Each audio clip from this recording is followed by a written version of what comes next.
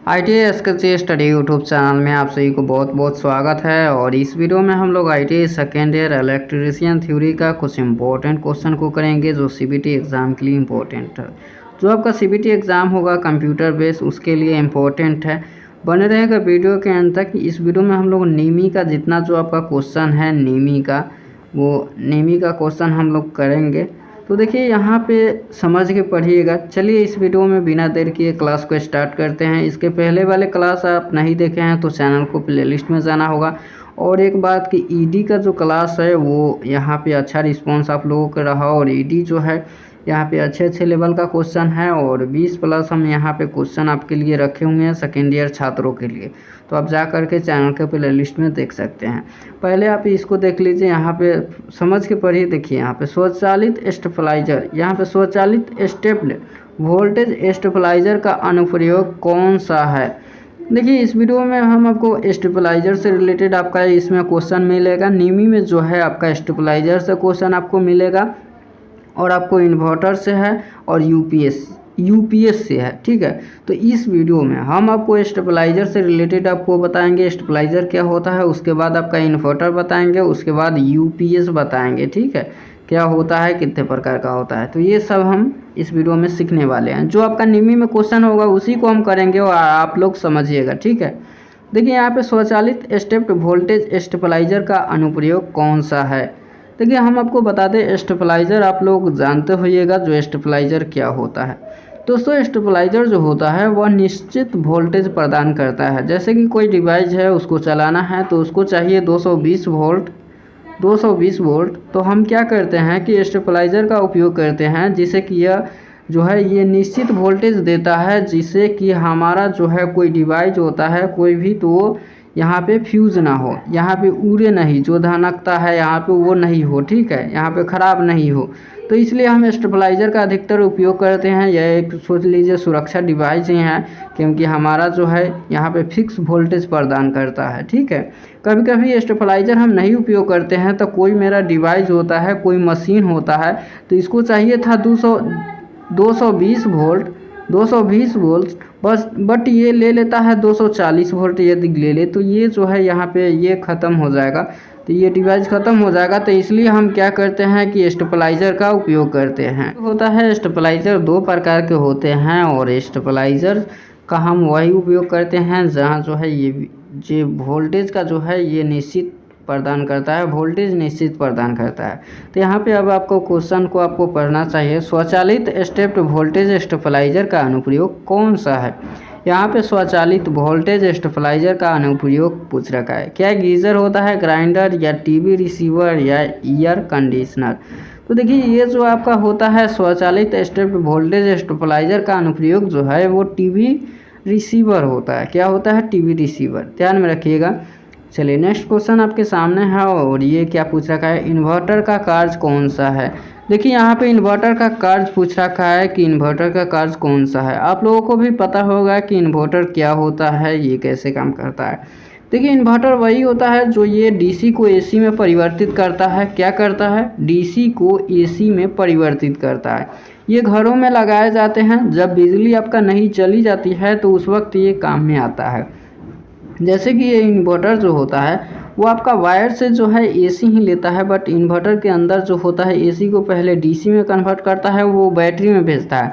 तो बैटरी जो है आपका डीसी पर चार्ज होता है, तो पुनः जो है बैटरी आपका डीसी में चार्ज हो गया तो वो जो बैटरी है पुनः आपका इन्वर्टर में आएगा और फिर इन्वर्टर वही डीसी को एसी में परिवर्तित करके आपका जो है ये घरों में देता है। ठीक है, तो ये आप ध्यान में रखिएगा। चलिए यहाँ पे देख लीजिए ये क्या पूछ रखा है, इन्वर्टर।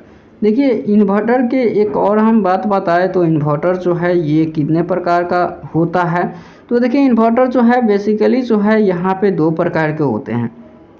कौन कौन से, तो मॉडिफाइड साइन वेव होता है, एक होता है प्योर साइन वेव।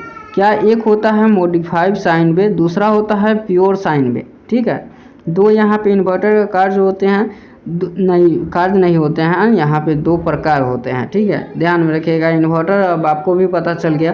तो यहाँ के पे क्या पूछ रखा है आपका क्वेश्चन, इन्वर्टर का कार्य कौन सा है। क्या पूछ रखा है, इन्वर्टर का कार्य यहाँ पे पूछ रखा है। 4 ऑप्शन दिया गया है। क्या इन्वर्टर एसी वोल्टेज को डीसी में परिवर्तित करता है?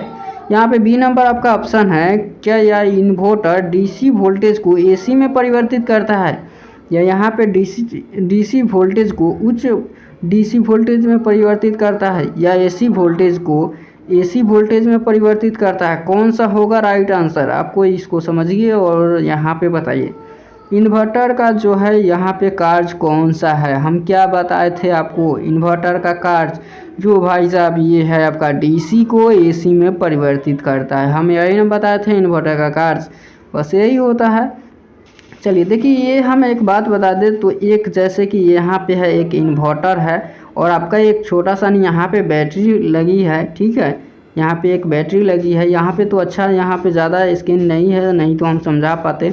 एक बैटरी लगा होता है और यहाँ पे जो है आपका बिजली का सप्लाई आ रहा है, तो यहाँ पे आपको बिजली का ये इन्वर्टर में जाता है और ये होता है यहाँ। तो देखिए बिजली से आपका एसी इसमें आता है, एसी ही इसको जो है ये एसी इसमें डीसी में परिवर्तित होता है और आपका बैटरी में चला जाता है। बैटरी जो है आपका डीसी में चार्ज होता है, ठीक है।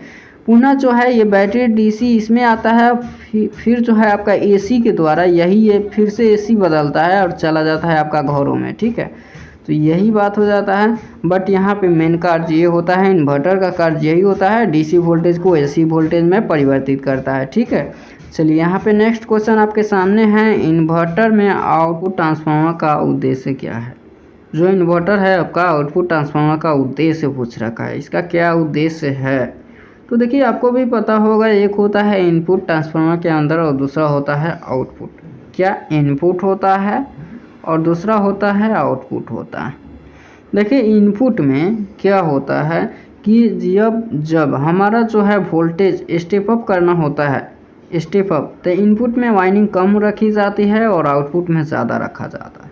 तो ये जो होता है ये स्टेप अप हो जाता है। और जब स्टेप अप ट्रांसफार्मर इसको बोलते हैं। स्टेप डाउन ट्रांसफार्मर का बात करें तो ये जो है यहाँ पे ज़्यादा वाइंडिंग रखी जाती है और यहाँ पे कम वाइंडिंग, ठीक है। तो ये हो जाता है। आशा करता हूँ ये समझ में आया होगा। चलिए यहाँ पे यही पूछ रखा है, इन्वर्टर में आउटपुट ट्रांसफार्मर का उद्देश्य क्या है? आउटपुट ट्रांसफार्मर जो है उसका उद्देश्य पूछ रखा है, तो उसका उद्देश्य क्या होता है? इन्वर्टर एसी को स्टेप अप करता है, या यहाँ पे इनपुट एसी को स्टेप डाउन करता है, या एम्पलीफायर से एसी स्टेप अप करता है, या एम्पलीफायर से सभी स्टेप डाउन करता है। तो देखिए ये एसी को क्या नहीं, एसी को नहीं होगा, ये एम्पलीफायर से एसी स्टेप अप करता है। क्या करता है?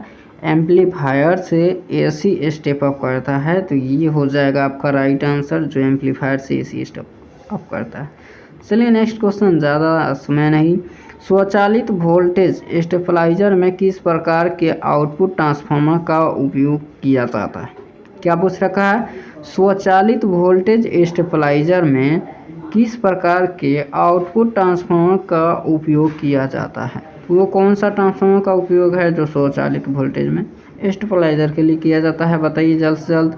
ऑप्शन ए है ऑटो ट्रांसफार्मर, 2 है स्थैतिक ट्रांसफार्मर और 3 है यहाँ पे जिंक कोर प्रकार का ट्रांसफार्मर और चौथा है फेराइट कोर ट्रांसफार्मर। बताइए कौन सा हो जाएगा राइट आंसर? जो स्वचालित वोल्टेज स्टेबलाइजर में जो आउटपुट ट्रांसफार्मर का उपयोग करते हैं वो कौन सा है? तो देखिए वो आपका ऑटो ट्रांसफार्मर है, ध्यान में रखिएगा। क्या है? Auto transformer. चलिए यहाँ पे क्या है 155 नंबर, समझिए यहाँ पे क्या है। नियत वोल्टेज ट्रांसफार्मर किस सिद्धांत पर काम करता है? नियत वोल्टेज ट्रांसफार्मर किस सिद्धांत पर काम करता है? कौन सा सिद्धांत है वह? नियत वोल्टेज ट्रांसफार्मर किस सिद्धांत पर काम करता है? बताइए। स्वप्रेरण सिद्धांत पर, विभव पता सिद्धांत पर, फेरो अनुमति दिन सिद्धांत पर, या अन्योन प्रेरण सिद्धांत पर? तो देखिए यहाँ पे नियत वोल्टेज ट्रांसफार्मर जो है वो किस सिद्धांत पर काम करता है? तो नियत वोल्टेज ट्रांसफार्मर फेरो अनुनादित सिद्धांत पर कार्य करता है। क्या? फेरो अनुनादित सिद्धांत पर कार्य करता है। चलिए यहाँ पे अगला क्वेश्चन देख लीजिए। यहाँ पे क्या पूछ रखा है? सर्वो वोल्टेज स्टेबलाइजर में किस ट्रांसफार्मर का उपयोग किया जाता है? देखिए यहाँ पे जो सर्वो वोल्टेज स्टेबलाइजर है उसमें कौन सा ट्रांसफार्मर का उपयोग किया जाता है? तो वो जो ट्रांसफार्मर होता है टोरोडियल ऑटो ट्रांसफार्मर क्या होता है, टोरोडियल ट्रांसफार्मर जो है, टोरोडियल ऑटो ट्रांसफार्मर का हम उपयोग करते हैं सर्वो वोल्टेज स्टेबलाइजर में। सर्वो वोल्टेज स्टेबलाइजर में कौन सा ट्रांसफार्मर का उपयोग किया करते हैं, तो टोरोडियल ऑटो ट्रांसफार्मर। ठीक है, ये हो जाएगा, आप लोग ध्यान में रखिए। चलिए नेक्स्ट क्वेश्चन 157 नंबर है, एसी वोल्टेज स्टेबलाइजर का प्रकार क्या है। क्या है, एसी वोल्टेज स्टेबलाइजर का प्रकार क्या है। स्टेबलाइजर से रिलेटेड हम समझा दिए थे, देख लीजिए यहाँ पे एसी वोल्टेज का स्टेबलाइजर क्या पूछा गया, फिर से क्वेश्चन। हाँ, एसी वोल्टेज स्टेबलाइजर का प्रकार क्या है, तो समझ बताइए यहाँ पे एसी वोल्टेज का स्टेबलाइजर कौन सा है, बताइए। एसी वोल्टेज का स्टेबलाइजर कौन सा है, मैनुअल स्टेप्ड वोल्टेज स्टेबलाइजर। क्या है, मैनुअल स्टेप्ड वोल्टेज स्टेबलाइजर, देख लीजिए।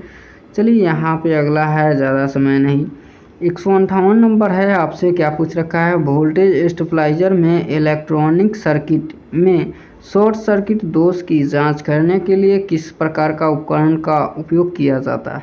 क्या पूछ रखा है, वोल्टेज स्टेबलाइजर में इलेक्ट्रॉनिक सर्किट में शॉर्ट सर्किट दोष की जांच करने के लिए किस प्रकार का उपकरण का उपयोग किया जाता है। जो आपका स्टेबलाइजर होता है, वोल्टेज स्टेबलाइजर, उसमें एक इलेक्ट्रॉनिक परिपथ होता है जो सर्किट होता है। जब शॉर्ट सर्किट होता है तो उसको जांच करने के लिए हम किसका उपयोग करते हैं, एमीटर का या वोल्टेज का या ओम मीटर का या मल्टीमीटर का, किसका उपयोग किया जाता है, तो वो जो होता है हम मल्टीमीटर का हम उपयोग करते हैं। किसका उपयोग करते हैं, मल्टीमीटर का। चलिए आशा करता हूँ ये समझ में आया होगा। चलिए अगला देख लीजिए, यहाँ पे क्या पूछ रखा है, एक साधारण इन्वर्टर में महत्वपूर्ण चरण क्या है। एक साधारण इन्वर्टर में महत्वपूर्ण चरण क्या है।